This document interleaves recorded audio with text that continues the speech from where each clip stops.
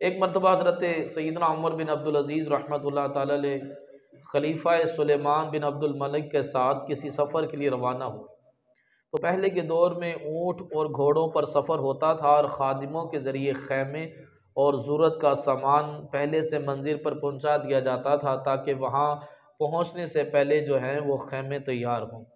چنانچہ خلیفہ سلیمان بن عبد الملک اور دیگر لوگوں نے اپنے خیمے آگے بھجوا دیے تھے، مگر حضرت سیدنا عمر بن عبدالعزیز رحمۃ اللہ تعالی علیہ نے اپنا سامان اور خیمہ پہلے سے آگے نہ بھجوایا۔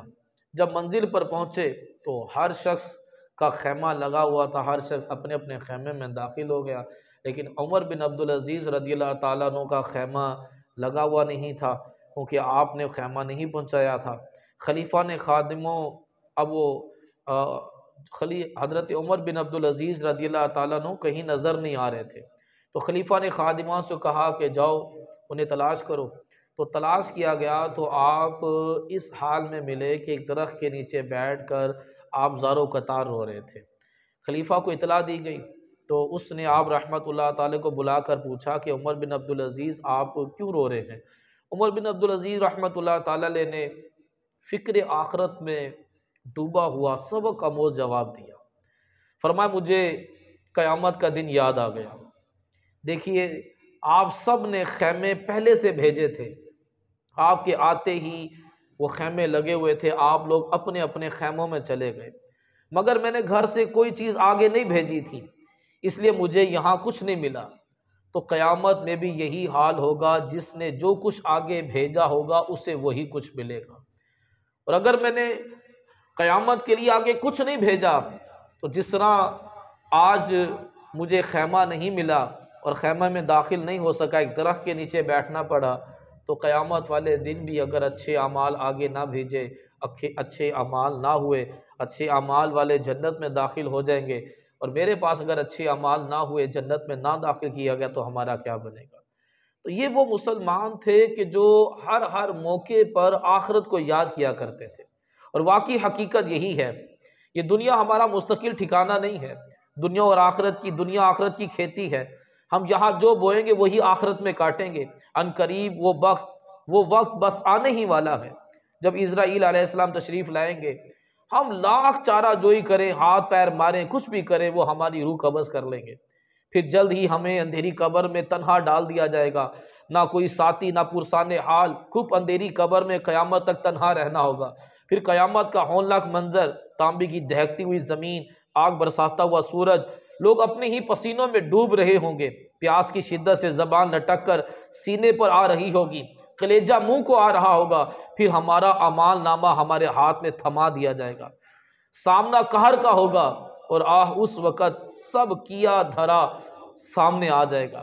ذرا تصور باندھیے کہ اس وقت نامہ اعمال نیکیوں سے خالی دے کر کتنی حسرت ہوگی، رہ رہ کر خیال آ رہا ہوگا کہ ہائے ہائے، میں نے تو زندگی کھیلوں میں گزار دی، آخرت کے لیے کچھ جمع نہ کیا، مجھے تو فکر تھی مال کمانے کی، نیکیاں کمانے کی تو فرصت نہ ملی، مجھے کاریں خریدنے، کوٹھیاں بنانے کی فکر تھی، جنت میں محل بنوانے کے لیے تو کبھی فکر ہی نہ ہوئی، سوشل میڈیا، فیس بک، یوٹیوب وغیرہ پر گناہوں برے کام کرنے کے لیے تو بہت وقت تھا، لیکن نماز و تلاوت، نیک اعمال کے لیے کبھی فرصت نہ ملی، آفس جانے کے لیے تو آنکھ کھل جاتی تھی، لیکن فجر کی نماز کے لیے اٹھنے کی توفیق نہیں ہوتی تھی، زندگی بس دنیا کی عارضی فانی چند روزہ مستقبل بنانے کی فکر میں کٹ گئی، آخرت بھی آنی ہے، رب کریم کے حضور حاضری بھی ہونی ہے، زندگی کے ایک ایک عمل کا جواب دے بھی ہونا ہے، اس بارے میں تو میں نے کبھی سوچا ہی نہیں تھا۔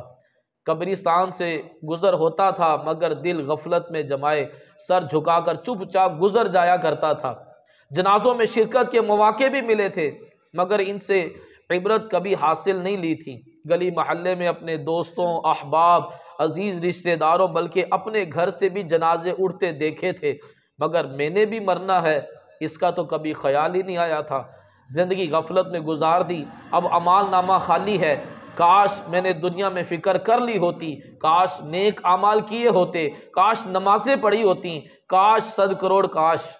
سنیے، جس بندے کی زندگی غفلت میں، فضولیات میں، گناہوں میں گزرتی ہے، قیامت والے دن وہ جو جملہ بولے گا اللہ تبارک و تعالیٰ نے اس کو قرآن پاک میں ارشاد فرمایا بندہ کہے گا یا لیتانی قدمت لحیاتی، کہ ہائے ہائے کاش کسی طرح جیتے جی نیکیاں میں نے آگے بھیجی ہوتی۔ کل مرنے کے بعد بندہ کہے گا کہ کاش میں نے نیکیاں آگے بھیجی ہوتی، لیکن اس وقت کوئی فائدہ نہیں ہوگا۔ آج کل پچھتانے کے بجائے آج بندہ نیکیاں کر لے تاکہ کل پچھتانا نہ پڑے۔ روز قیامت ایسا ہی ہوگا تو کیا بنے گا؟ ابھی وقت ہے، آج آخرت کی فکر کر لیں، آج قبر جگمگانے کی فکر کر لیں، قبر میں حشر میں پل صراط پر کامیابی پانے کے لیے اللہ پاک کے حضور جھک جائیں اور رو رو کر توبہ کر لیں، گناہ چھوڑ کر اللہ پاک کی رضا والے کام کرنے میں مصروف ہو جائیں۔ اللہ تبارک و تعالیٰ پارہ 25 سورہ شورى آیت نمبر 20 میں ارشاد فرماتا ہے من کان یرید حرث الآخرہ، جو آخرت چاہے۔ صحابی رسول سلطان المفسرین حضرت عبداللہ بن عباس رضی اللہ تعالیٰ عنہ اس آیت کی تفسیر میں فرماتے ہیں کہ جو بندہ دنیا کو آخرت پر ترجیح دے، دنیا کو آخرت پر ترجیح دے، مثلا دنیاوی مستقبل کی فکر کرے مگر آخرت میں کامیابی کی بالکل فکر نہ کرے، فرمایا اس کے لیے آخرت سے کچھ حصہ نہیں ہے، ہاں اس کے لیے جہنم ہے، ساتھ ہی ساتھ یہ وبال بھی کہ دنیاوی مستقبل کے لیے اس کی فکروں کا کچھ نتیجہ نہیں نکلے گا، اسے دنیا میں صرف وہی کچھ دیا جائے گا جو پہلے سے لکھا جا چکا ہے۔ جو دنیاوی مستقبل کے لیے بڑا فکر مند ہے نا، فرمایا اس کو کچھ بھی نہیں ملے گا، صرف وہی کچھ ملے گا جو اس کا لکھا جا چکا ہے اور اس کا آخرت میں کوئی حصہ نہیں ہوگا۔ حضرت ابو ہریرہ رضی اللہ تعالیٰ عنہ سے روایت ہے نبی پاک صلی اللہ تعالیٰ علیہ وسلم نے یہ آیت کریمہ پڑھی، فرمایا من کان یرید الحرث الآخرہ۔ یہ آیت کریمہ پڑھنے کے بعد ارشاد فرمایا کہ اللہ کریم فرماتا ہے اے ابن آدم دنیا کی فکریں چھوڑ، اے ابن آدم دنیا کی فکریں چھوڑ، عبادت کے لیے فارغ ہو جا، میں تیرے سینے کو مالداری سے بھر دوں گا۔ اگر تو ایسا نہیں کرے گا، دنیاوی فکروں میں لگا رہے گا، صرف دنیاوی مستقبل ہی کو سوچتا رہے گا، تو تمہارے دل کی مصروفیت مثلا دنیاوی مشغولیات سے تمہارے دل کو بھر دیا جائے گا، لیکن ہاتھ بندے کو کچھ نہیں آئے گا۔ حضور فرما رہے ہیں کہ اللہ فرما رہا ہے ابن آدم دنیاوی فکریں نہ کر، دنیاوی فکروں کو چھوڑ کر عبادت کے لیے فارغ ہو جا، تمہارے سینے کو مالداری سے بھر دیا جائے گا۔ صحابی رسول حضرت عبداللہ بن مسعود رضی اللہ تعالیٰ سے روایت ہے نبی کریم صلی اللہ تعالیٰ علیہ وسلم نے ارشاد فرمایا جس نے اپنی تمام فکروں کو صرف ایک فکر یعنی فکر آخرت بنا دیا تو اللہ پاک اسے اس کی دنیا کی فکروں کے لیے کافی ہے۔ اگر بندہ چاہتا ہے کہ میں دنیا کی فکروں سے نجات پا جاؤں تو ساری فکریں چھوڑ کر صرف ایک فکر آخرت کرے۔ اگر فکر آخرت کرے گا تو فرمایا دنیا کی ساری فکروں کے لیے اللہ کافی ہے، اور جس کی فکریں دنیا کے احوال میں اس کو مشغول رکھیں تو اللہ پاک کو اس چیز کی پرواہ نہیں ہے کہ وہ کس وادی میں ہلاک ہو رہا ہے۔ اگر جس کو دنیا کی پڑی ہوئی ہے اگر وہ مدینہ منورہ میں بھی مرے گا نا تو اس کو مدینے میں مرنے کا فائدہ نہیں ہوگا۔ اگر اس کا ایمان سلامت نہ رہے اور پھر بھی مدینے میں مرے تو مدینے میں مرنے کا اس کو کوئی فائدہ نہیں ہوگا، آخرت کی جسے فکر نہ ہو۔ تو میرے محترم اسلامی بھائیوں، ہمیں کیا آخرت کی فکر ہوتی ہے کہ مرنے کے بعد نزا کے وقت میرا کیا حال ہوگا، قبر میں ہزاروں سال میرا کیا حال ہوگا، جب مجھے قبر میں اتارا جائے گا تو میری قبر جنت کے باغوں میں سے ایک باغ ہوگی یا جہنم کے گڑھوں میں سے گڑھا ہوگا، میرا سانپ اور بچھو میرا کفن پھاڑ کر مجھے نوچیں گے یا میرا کفن جنتی کفن میں تبدیل کر دیا جائے گا، میری قبر میں آگ بھڑکا دی جائے گی یا جنت کی کھڑکی کھولی جائے گی، میرے لیے جنتی بچھونا ہوگا یا میرے لیے جہنمی لباس ہوگا، میرے لیے قبر تنگ کر دی جائے گی یا قبر میرے لیے تا حد نظر وسیع کر دی جائے گی، میری قبر کو گلے گلزار بنایا جائے گا یا کیڑوں کا گھڑا بنایا جائے گا، جہنم کا گھڑا بنایا جائے گا۔ کبھی بندے نے فکر کی؟ صرف یہی فکر ہوتی ہے کہ اب کیا کھانا ہے، تو شام کو کیا کھانا ہے، تو کاروبار کو کیسے بڑھانا ہے، نوکری کون سی کرنی ہے، مال کیسے کمانا ہے، مال کیسے بڑھانا ہے، شہرت کیسے حاصل کرنی ہے، خواہشات کو پورا کیسے کرنا ہے، کوٹھی کیسے بنانی ہے، بنگلہ کیسے بنانا ہے، راتوں رات امیر کیسے ہونا ہے، صرف یہی فکریں ہمیں کھائی جاتی ہیں۔ صبح کو بھی یہی فکر ہے تو رات کو بھی یہی فکر ہے. زندگی انہی دنیاوی معاملات کے اندر ہماری پگھلتی چلی جا رہی ہے دنیاوی فکروں میں. کبھی آخرت کی فکر کرتے ہوئے ہم نے کبھی بھی اکیلے میں بیٹھ کر آخرت کے والے سے کبھی بھی نہیں سوچا. کبھی بھی نہیں سوچا کہ میرا آخرت کے اندر کیا بنے گا. آخرت کی فکر ہمیں بالکل بھی نہیں ہے. حضرت علی المرتضیٰ شیر خدا کرم اللہ تعالی وجہ الکریم نے فرمایا کہ لوگوں آخرت آ رہی ہے دنیا جا رہی ہے. جیسے جیسے ہماری عمر گزرتی جا رہی ہے آخرت قریب ہے دنیا جا رہی ہے. فرمایا ان میں سے ہر ایک کے چاہنے والے ہیں. تم آخرت کے چاہنے والے بنو دنیا کے چاہنے والے نہ بنو. فرمایا بے شک آج عمل کا دن ہے کل حساب کا دن ہوگا. کل بندہ عمل کرنا چاہے گا تو عمل نہیں کر سکے گا. فرمایا آج عمل کا دن ہے کل حساب کا دن ہے. عمر بن عبدالعزیز رحمۃ اللہ تعالی نے ایک دن لوگوں کو خطبہ دیتے ہوئے فرمایا لوگوں میں تمہیں اللہ پاک سے ڈرنے کی وصیت کرتا ہوں. تم تقوی اختیار کرو اپنی آخرت کے لیے نیکیاں کرو. بے شک جو شخص آخرت کے لیے نیک اعمال کرے گا اللہ پاک اس کی دنیاوی حاجتوں کو خود پورا فرمائے گا. اے لوگوں تم اپنے باطن کی اصلاح کی کوشش کرو اللہ پاک تمہارے ظاہر کی اصلاح فرما دے گا. موت کو کثرت سے یاد کیا کرو. موت سے پہلے اپنے لیے نیک اعمال کا خزانہ اکٹھا کر لو. موت تمام لذات کو ختم کر دے گی. اے لوگوں تم اپنے آباء و اجداد کے احوال میں غور و فکر کیا کرو کہ وہ بھی دنیا میں آئے اور زندگی گزار کر چلے گئے. اسی طرح تم بھی دنیا میں آئے ہو زندگی گزار کر چلے جاؤ گے. اگر تم ان کے انجام کو یاد نہ رکھو گے تو موت تمہارے ساتھ بہت سختی کے ساتھ پیش آئے گی. لہذا موت سے پہلے موت کی تیاری کر لو. کچھ نیکیاں کما لے جلد آخرت بنا لے. کوئی نہیں بھروسہ ہے بھائی زندگی کا. اللہ تبارک و تعالیٰ پارہ 1 سورہ بقرہ میں ارشاد فرماتا اولئک علی ھدی من ربہم واولئک ھم المفلحون. وہی لوگ اپنے رب کی طرف سے ہدایت پر ہیں وہی مراد کو پہنچنے والے ہیں. کون؟ وبالآخرۃ ھم یوقنون کہ جو آخرت پر یقین رکھتے ہیں جنہیں آخرت کا پکا یقین ہے کسی قسم کا شک اور شبہ والی بات نہیں ہے. تو جنہیں آخرت کا یقین ہوتا ہے وہ آخرت کے حوالے سے سوچتے رہتے ہیں. معلوم ہوا جو تقوی والے ہیں وہ آخرت پر یقین رکھتے ہیں. اپنے وقت کے بہت بڑے امام بہت بڑے ولی امام حسن بصری رحمت اللہ تعالی علیہ اہل تقوی میں سے تھے. علامہ ابن جوزی رحمت اللہ تعالی علیہ لکھتے ہیں امام حسن بصری رحمت اللہ تعالی علیہ جب تشریف لاتے تو یوں لگتا جیسے قریبی دوست کی تدفین سے واپس آئے. ایسا لگتا کہ آپ جیسے آگ آپ کے سر پر لٹک رہی ہو. آپ ایسے بیٹھتے جیسے کوئی قیدی ہے اور ابھی اس کی گردن مار دی جائے گی. یعنی کہ آپ بالکل افسردہ اور پریشان رہتے تھے. تو کسی نے آپ سے پوچھا کہ آپ ایسی حالت میں کیوں رہتے ہیں؟ فرمایا کہ میں گناہ گار بندہ ہوں اور جو کچھ نیکیاں کر پایا ہوں پتہ نہیں وہ قبول ہوئیں کہ نہیں ہوئیں. پتہ نہیں وہ نیکیاں کہیں میرے منہ پر نہ مار دی جائیں. تو ہر وقت آپ آخرت کے والے سے پریشان رہتے تھے حالانکہ آپ اہل تقوی میں سے تھے. آپ بڑے عابد و زاہد تھے. آپ بہت بڑے عالم تھے لیکن پھر بھی آخرت کے والے سے پریشان ہیں کہ میں بڑا گناہ گار ہوں اور جو نیکیاں کی ہیں پتہ نہیں قبول ہوئی کہ نہیں ہوئی. حضرت سفیان رحمت اللہ تعالی علیہ فرماتے ہیں کہ ایک دن عمر بن عبدالعزیز رحمت اللہ تعالی کی مجلس میں گفتگو کا سلسلہ جاری تھا مگر آپ بالکل خاموش تھے. پوچھا گیا کہ حضور کیا بات آپ خاموش کیوں ہیں؟ فرمایا کہ میں اہل جنت کے بارے میں سوچ رہا ہوں کہ وہ کس طرح خوشی خوشی ایک دوسرے سے ملاقات کیا کریں گے خوشی خوشی جنت کے اندر رہیں گے مگر دوزخی لوگ ایک دوسرے کو بے قراری سے مدد کے لیے پکاریں گے. اتنا کہنے کے بعد آپ رونے لگے.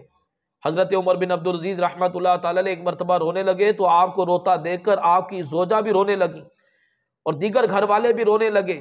جب رونے کا سلسلہ تھما تو عرض کی گئی امیر المومنین آپ کیوں روئے تھے؟ فرمایا کہ مجھے بارگاہ الہی میں حاضر ہونا یاد آ گیا تھا جس کے بعد کوئی جنت میں جائے گا کوئی دوزخ میں. مجھے نہیں پتا کہ جب مجھے اللہ پاک کی بارگاہ میں حاضر کیا جائے گا اس کے بعد مجھے جنت میں جانے کا حکم ہوتا ہے یا جہنم میں جانے کا حکم ہوتا ہے. اس کے بعد آپ نے زوردار چیخ ماری اور آپ بے ہوش ہو گئے. حالانکہ یہ لوگ جن کی زندگیاں اللہ پاک کی عبادت میں گزرتی تھی یہ وہ لوگ ہیں کہ جن کی کبھی نماز قضا نہیں ہوئی. یہ وہ لوگ ہیں کہ جن کے پیٹ میں کبھی حرام کا لقمہ نہیں گیا.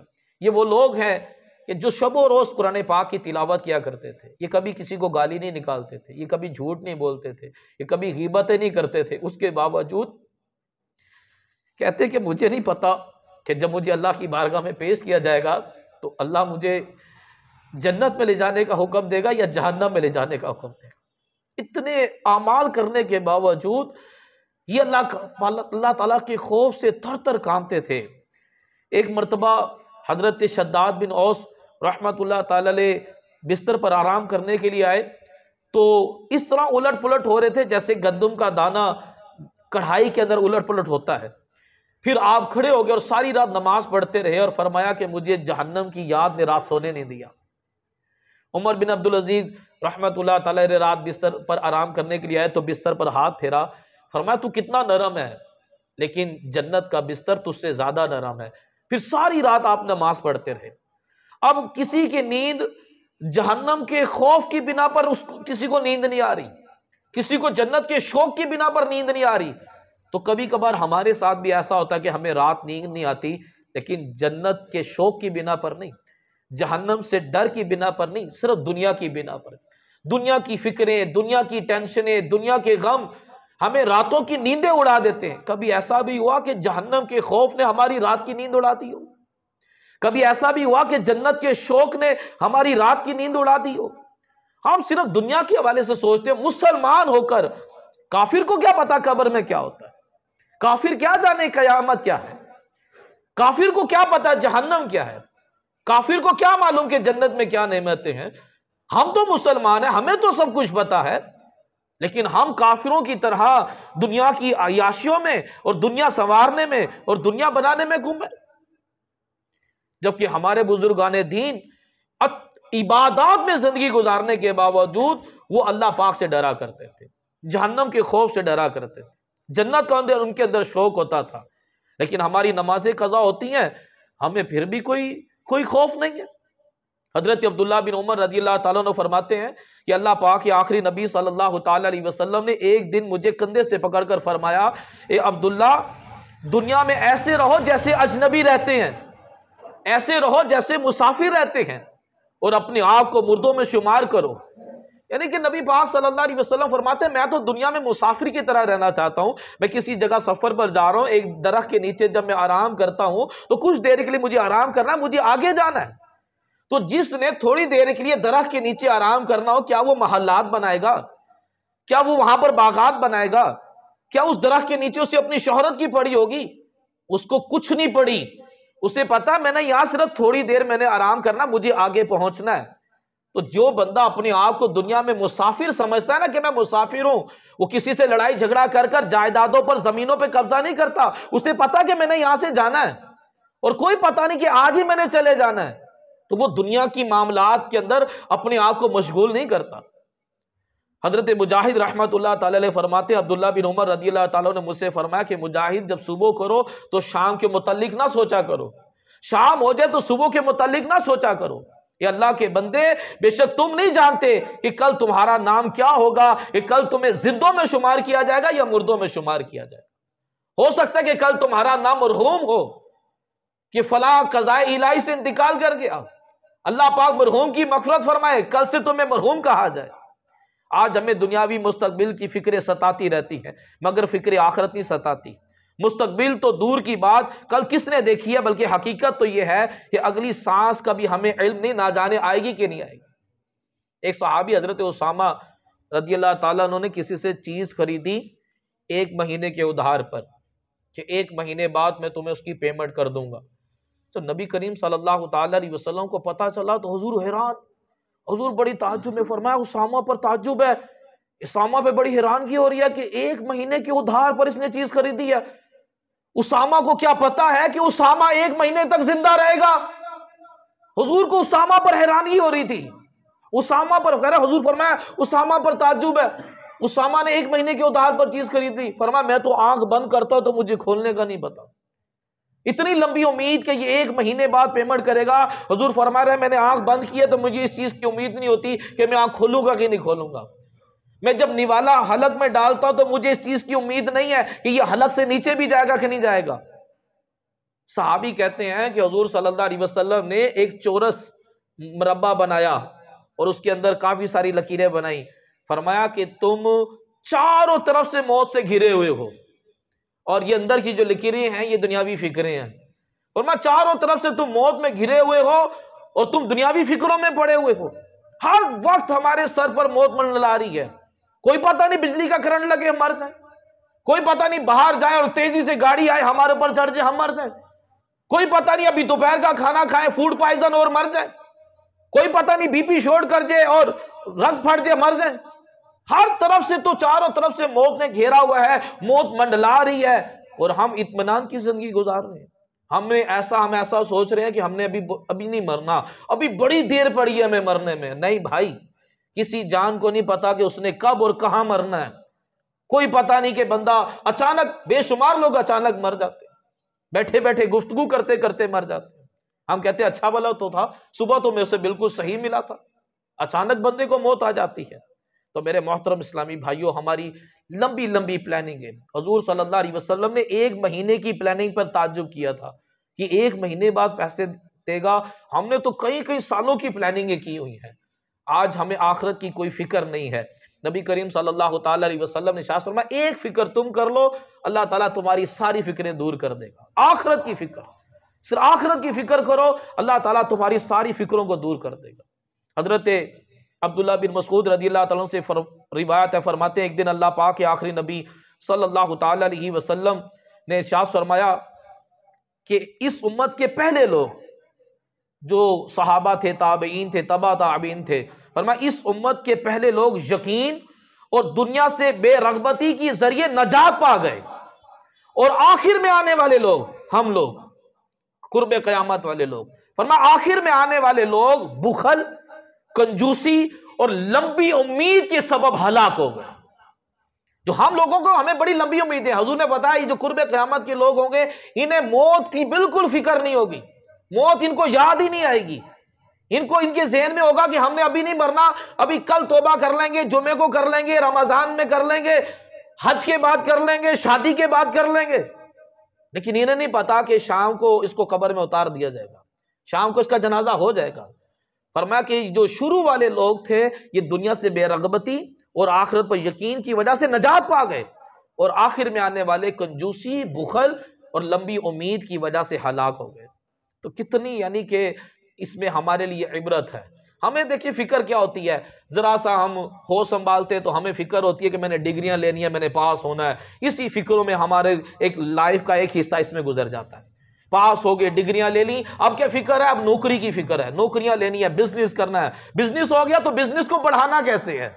پھر فکر لگ جاتی ہے شادی کی، شادی کر لی تو پھر بچوں کی، بچے ہو گئے تو بچوں کی فیوچر کی فکر پڑ گئی. بتائیں آخرت کی فکر کہاں ہے؟ ہم صرف دنیا کے حوالے سے سوچتے ہیں. پہلے اپنے فیوچر کے حوالے سے سوچ رہے تھے، اس کے بعد بچے ہو گئے تو بچوں کی فیوچر کے حوالے سے سوچ رہے ہیں. اپنی قبر کے حوالے سے کب سوچنا ہے؟ آخرت کے حوالے سے کب سوچنا ہے؟ قیامت کے حوالے سے کب سوچنا ہے؟ ہم ایک مرتبہ کسی عقل مند شخص نے اپنے دوست کو خط لکھا. اس نے لکھا کہ یہ دنیا ایک نیند ہے اور آخرت بیداری ہے، ان دونوں کے درمیان موت ہے، اور ہم نیند کی حالت میں پریشان الجھے ہوئے خواب دیکھ رہے ہیں. ہم نیند کی حالت میں پریشان الجھے ہوئے خواب دیکھ رہے ہیں. یہ دنیا ایک نیند ہے اور اصل میں بیداری کیا ہے؟ آخرت بیداری ہے. تو میرے محترم اسلام بھائیو، سلمان فارسی رضی اللہ تعالیٰ عنہ فرماتے ہیں مجھے 3 لوگوں نے تعجب میں ڈال دیا. 3 لوگوں نے تعجب میں ڈال دیا. ان کے متعلق میں سوچتا ہوں تو حیران ہو جاتا ہوں. نمبر 1، لمبی امید لگانے والا جبکہ موت اس کو ڈھونڈ رہی ہے. نمبر 2، غافل جسے اس غفلت نے برتی جا رہی ہے کہ یعنی ہم اگرچہ غافل ہو جائیں مگر ہم سے غفلت نہیں جا رہی، ہماری کڑی نگرانی کی جا رہی ہے. ہم غفلت والی زندگی گزار رہے ہیں، کرامن کاتبین سب کچھ لکھتے چلے جا رہے ہیں، اللہ پاک دیکھ رہا ہے، اعضاء، زمین، یہ سب چیزیں گواہ بنتی جا رہی ہیں ہمارے اعمال پر. قبر روزانہ پکار رہی ہے، اور ملک الموت علیہ السلام اللہ تعالیٰ کے حکم کے منتظر ہیں کہ اب حکم آئے تو میں اس کی روح قبض کر لوں. لیکن بندہ غفلت میں زندگی گزار رہا ہے. تیسرا وہ شخص، سلیمان فارسی رحمت اللہ تعالیٰ کو حیرت ہوئی، فرمایا کہ منہ بھر کر ہنسنے والا جبکہ وہ نہیں جانتا کہ اللہ پاک اس سے ناراض ہے کہ راضی ہے. فرمایا تم کس طرح سے ہنس رہے ہو جب تمہیں پتہ ہی نہیں ہے کہ اللہ تم سے ناراض ہے کہ راضی ہے. تو آپ کو ان 3 شخصوں پہ بڑا تعجب ہوتا ہے، لمبی امید باندھنے والا، غفلت کی زندگی گزارنے والا، اور جس کو یہ معلوم نہیں ہے کہ وہ اللہ پاک اس سے راضی ہے کہ نہیں ہے. نبی کریم صلی اللہ تعالی علیہ وآلہ وسلم اللہ پاک کی بارگاہ میں دعا فرما رہے ہیں امام الانبیاء ہیں جو جنت کے مالک ہیں، وہ دعا کیا فرما رہے ہیں؟ اللہ پاک کی بارگاہ میں دعا کرتے ہیں، اللہ پاک میں ایسی دنیا سے تیری پناہ چاہتا ہوں جو مجھے آخرت کی بھلائی سے روک دے۔ اس دنیا نے حضور کو کیا آخرت سے روکنا؟ حضور تو ہے ہی مالک جنت، اور شریعت تو چلتی ہے آپ کے قدموں کے نیچے سے ہے۔ تو آپ فرما رہے اے اللہ میں اس دنیا سے تیری پناہ چاہتا ہوں، وہ دنیا جو مجھے آخرت کی تیاری سے روک دے، اور ایسی زندگی سے تیری پناہ چاہتا ہوں جو اچھی موت سے مجھے روک لے، اور ایسی امید سے تیری پناہ چاہتا ہوں جو نیک اعمال سے مجھے روک دے۔ تو ہم نے بھی کیا اللہ پاک کی بارگاہ میں دعا کی؟ بندہ سمجھتا ہے جس کو پاس صحت ہو، دولت ہو، اور اس کے پاس بڑی شہرت ہو، بڑی نعمتیں ہوں، عالی شان گھر ہو، تو باہر لکھ کر لگاتے ھذا من فضل ربی، یہ میرے رب کا فضل ہے۔ تو اللہ تعالیٰ بہت ساری نعمتیں دیں، اس کا مطلب ہے کہ اللہ ہم سے خوش ہے؟ نہیں۔ کیسے پتا چلے گا کہ اللہ ہم سے خوش ہے کہ ناراض ہے؟ جب اللہ تبارک و تعالیٰ کو کوئی بندہ پسند آ جاتا ہے تو اللہ تعالیٰ اس کو اچھے اعمال کی توفیق عطا فرما دیتا ہے، اور جس سے اللہ تبارک و تعالیٰ ناراض ہو جائے اس سے اچھے اعمال کی توفیق چھین لی جاتی ہے۔ اگر ہم نماز نہیں پڑھ رہے، ہمارا نمازوں میں دل نہیں لگ رہا، ہم قرآن پاک پڑھنے کا ہمارا کوئی ذہن نہیں ہے، تو سمجھ رہے کہ اللہ پاک ہم سے ناراض ہے۔ اللہ نہ ہمیں قرآن کے قریب آنے دیتا، نہ مسجد کے قریب آنے دیتا، نہ نماز کے قریب آنے دیتا۔ ہمارے اس معاشرے میں رہتے ہیں کچھ لوگوں سے ہمیں ایسی محبت ہوتی ہے کہ ہمارا دل کرتا ہے کہ وہ ہمارے پاس آئیں تو پھر نہ جائیں۔ کچھ لوگوں کے ساتھ اتنا ہی تعلق ہوتا ہے کہ بس وہ آئیں، چائے پئیں، سلام کریں اور چلے جائیں، اور کچھ لوگ ایسے ہوتے ہیں کہ ہم چاہتے ہیں کہ یہ آئیں نہ۔ اسی طرح 3 کیٹاگریز کے لوگ ہیں کہ بعضوں کو اللہ تبارک و تعالیٰ اپنی بارگاہ میں آنے کی اجازت دے دیتا ہے، وہ ہر وقت اللہ پاک کی عبادت میں مشغول رہتے ہیں، وہ اللہ تعالیٰ کے پسندیدہ بندے۔ کچھ ایسے ہوتے ہیں کہ بس آئے ٹکرے مارے مسجد میں اور بس چلے جائیں، اور کچھ ایسے اللہ تعالیٰ کے ناپسندیدہ بندے اللہ تعالیٰ ان کو مسجد کے قریب ہی آنے دیتا۔ ایسے بھی بدبخت و بد نصیب ہیں جو مسجد میں آتے ہیں اور استنجا خانے سے ہو کر واپس چلے جاتے ہیں، وہ صرف گند کرنے کے لیے آتے ہیں اور واپس چلے جاتے ہیں۔ ایسے بھی بے شمار لوگ ہیں جنہوں نے مسجدوں کو صرف اس کام کے لیے رکھا ہوا ہے۔ تو میرے محترم اسلامی بھائیوں، ہم مسلمان ہیں، ہماری زندگی اللہ تبارک و تعالیٰ کی بندگی میں گزرنی چاہیے۔ جس زندگی میں بندگی نہ ہو وہ زندگی نہیں، وہ شرمندگی کہلاتی ہے۔ زندگی اسے کہتے ہیں جس میں بندگی ہوتی ہے۔ ہمیں نماز، روزے، قرآن اور شریعت کی پابندی کرنی چاہیے۔ اللہ پاک ہمیں عمل